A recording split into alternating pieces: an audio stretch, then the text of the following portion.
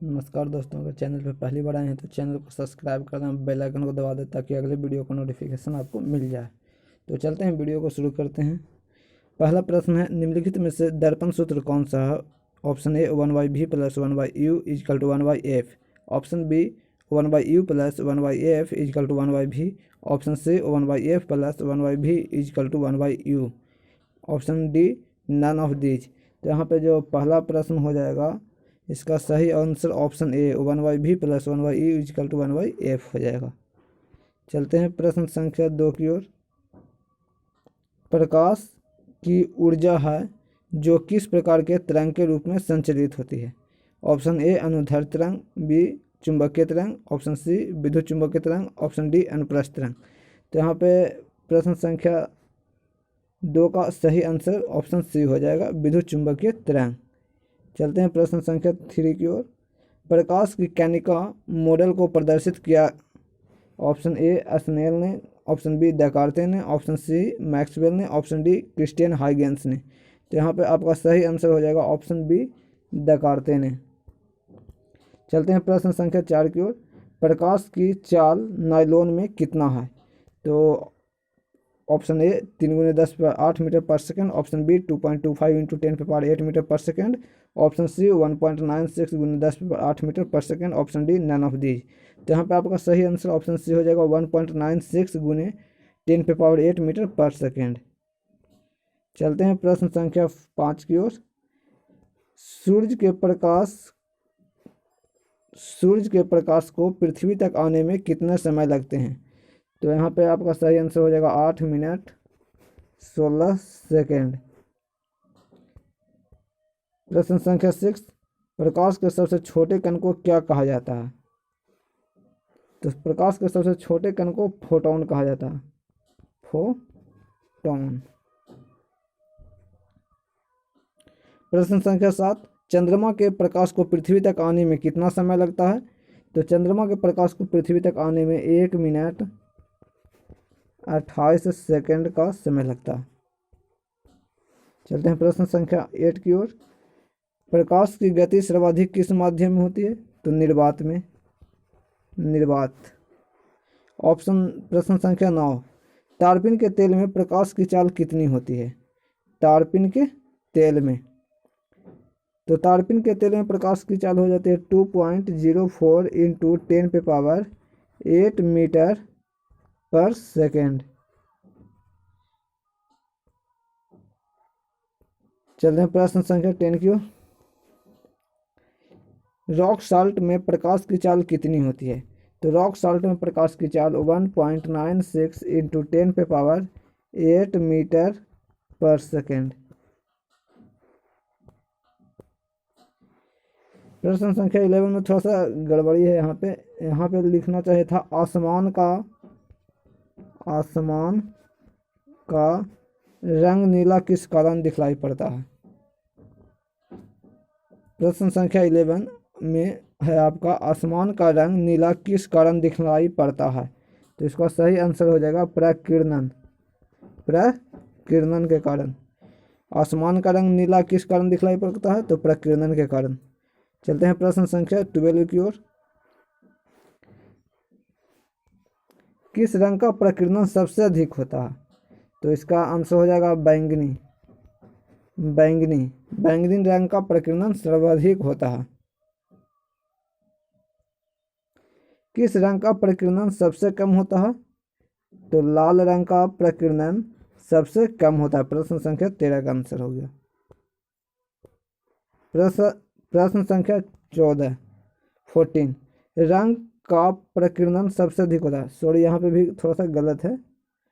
किस रंग का प्रकीर्णन सबसे अधिक होता है होना चाहिए था। किस रंग का प्रकीर्णन सर्वाधिक होता है? तो सर्वाधिक प्रकीर्णन बैंगनी का होता है। किसका? बैंगनी रंग का। जैसे कि आपको यह प्रश्न ऊपर भी आ चुका है, किस रंग का प्रकीर्णन सबसे अधिक होता है। सेम प्रश्न है 12-14, देख सकते हैं 12-14 में सेम प्रश्न है, किस रंग का प्रकीर्णन सबसे अधिक होता है। यहाँ पे भी किस रंग का प्रकीर्णन सबसे अधिक होता है, तो बैंगनी रंग का, याद रखिएगा। प्रश्न संख्या 15, किस रंग का तरंगदैर्घ्य सर्वाधिक होता है? सर्वाधिक तरंगदैर्घ्य कह रहा है, तो तरंगदैर्घ्य सर्वाधिक किसका होगा? जिसका प्रकीर्णन सबसे कम होता है उसका तरंगदैर्घ्य सबसे ज़्यादा होता है। तो लाल रंग का प्रकीर्णन कम होता था तो इसका तरंगदैर्घ्य ज़्यादा होगा। तो कह रहा सर्वाधिक तरंगदैर्घ्य किसका होता है? तो लाल रंग का। सर्वाधिक तरंगदैर्घ्य आपसे पूछा जाए किसका होता है तो सीधे आप याद रखिएगा लाल रंग का तरंगदैर्घ्य सर्वाधिक।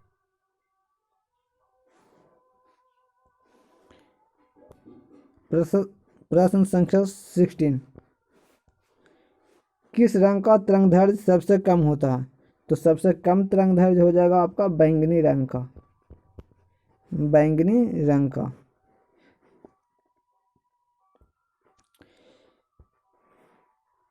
प्रश्न संख्या 17, फोकस दूरी का सूत्र क्या होता है? फोकस दूरी अर्थात एफ इजकल टू क्या होगा? एफ इजकल टू r/2 होता है, क्योंकि r यहाँ पे वक्रता त्रिज्या है। अब फोकस दूरी वक्रता त्रिज्या की आधी होती है, इसलिए एफ इजकल टू r/2। आपसे पूछा जाए फोकस दूरी क्या होगी, किसी भी लेंस या दर्पण का फोकस दूरी पूछा जाए तो इसका फार्मूला होता है r/2। r जहाँ वक्रता त्रिज्या होती है, ये क्या होता है तो ये फोकस दूरी होता है।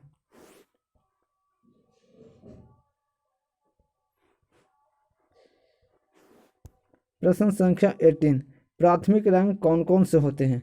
तो प्राथमिक रंग आपका यहाँ पे 3 होते हैं, लाल, हरा एवं नीला रंग को प्राथमिक रंग कहा जाता है।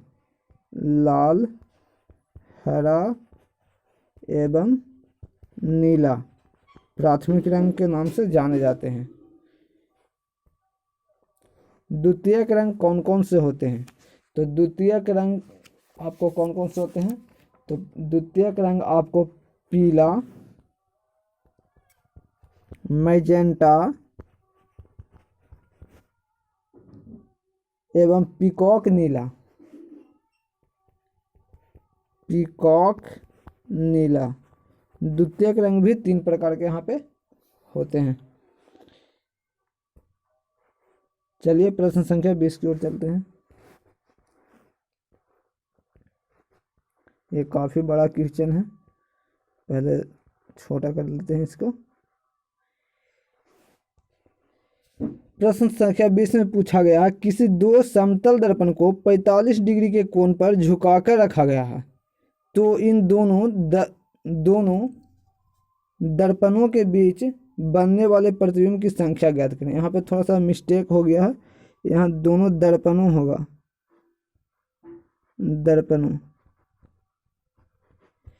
प्रिंटिंग मिस्टेक बहुत है।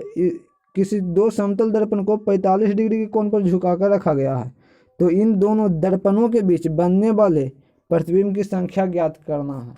अगर प्रतिबिंब की संख्या जब भी आपको ज्ञात करने के लिए कहा जाए तो आपको सबसे पहले ध्यान देना है कि फार्मूला क्या होगा। समतल दर्पण में कह रहा है तो समतल दर्पण में जो फार्मूला इस्तेमाल होता है उस फार्मूला को बोलते हैं 360/θ। समतल दर्पण, 2 समतल दर्पण के बीच प्रतिबिंब की संख्या ज्ञात करने के लिए इसी फार्मूला का उपयोग किया जाता है। तो हम सबसे पहले इस फार्मूला को उपयोग करने से पहले बता देना चाहते हैं, अगर 360/θ करने पे अगर सम संख्या आता है तो उसमें से 1 घटा दिया जाता है। ठीक, अगर 360/θ करने पे कोई विषम संख्या प्राप्त हो तो उसमें इसको इस्तेमाल नहीं करना है। आपको समझ गए होंगे, उम्मीद करते हैं। फिर से एक बार बोल देता हूँ, किसी 2 समतल दर्पण में कहा जाए जैसे 45 डिग्री, 60 डिग्री या 90 डिग्री पे झुका दिया गया है, तो प्रतिबिंब की संख्या ज्ञात करने के लिए तो फार्मूला जो इस्तेमाल करेंगे वह फार्मूला होगा 360/θ।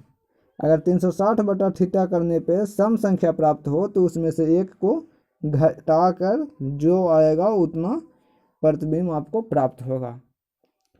अगर 360/θ करने पे आपको यहाँ पे विषम संख्या प्राप्त हो, विषम संख्या, अर्थात ऑड नंबर, तो आपको जो संख्या प्राप्त होगा वो उतना ही प्रतिबिंब की संख्या होगी। तो चलते हैं यहाँ पे इसको हल करते हैं, देखिएगा। कह रहा है किसी दो समतल दर्पण को 45 डिग्री के कोण पे झुकाया गया है। कितना डिग्री के कोण पे? 45 डिग्री पे। तो इन दोनों दलों के बीच बनने वाले प्रतिबिंब की संख्या, दोनों दर्पणों के बीच बनने वाले प्रतिबिंब की संख्या पूछा। तो थीटा यहाँ पे क्या दिया हुआ है? 45 डिग्री। तो इसको कर देते हैं 360/45। तो यहाँ पे हम देख रहे हैं क्या, 45 से काटते हैं किसको? 360 को। तो कितना बार में कटता है? 8 पे 40, 8 से 32, 4 36, 8 बार में। तो ये 8 क्या है? सम संख्या आ गया। तो हमने अभी बताया था सम संख्या अगर आ जाए तो सम संख्या में से 1 घटा देंगे, यानी कि 8 में से 1 घटा देंगे, यानी कि 7। तो यहाँ पे प्रतिबिंब की जो संख्या होगी प्रश्न संख्या 20 में, 20 में, प्रश्न संख्या 20 में, तो प्रतिबिंब की संख्या कितनी होगी? 7 होगी। यह आपको आंसर हो जाएगा। चलते हैं प्रश्न संख्या 21 की ओर।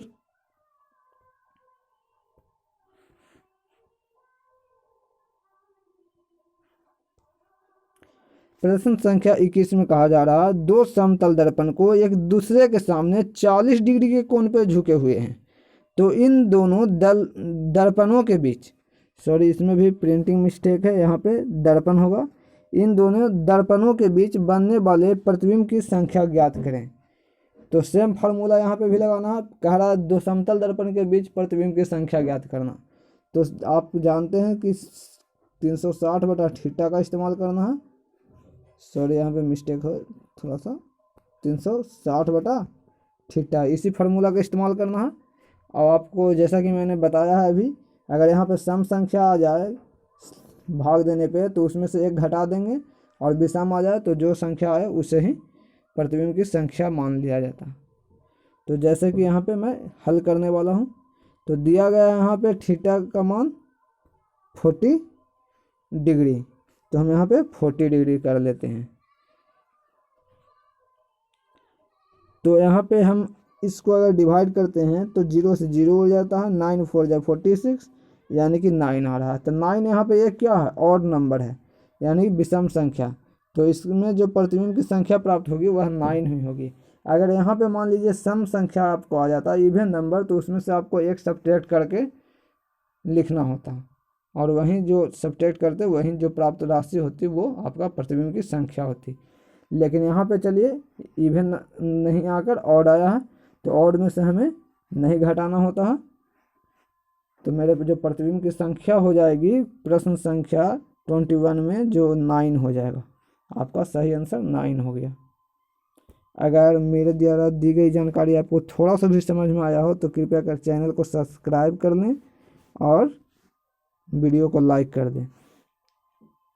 इसी प्रकार से आपको रोचक जानकारियाँ मिलती रहेगी। अपने ज्ञान को बढ़ाते रहिए।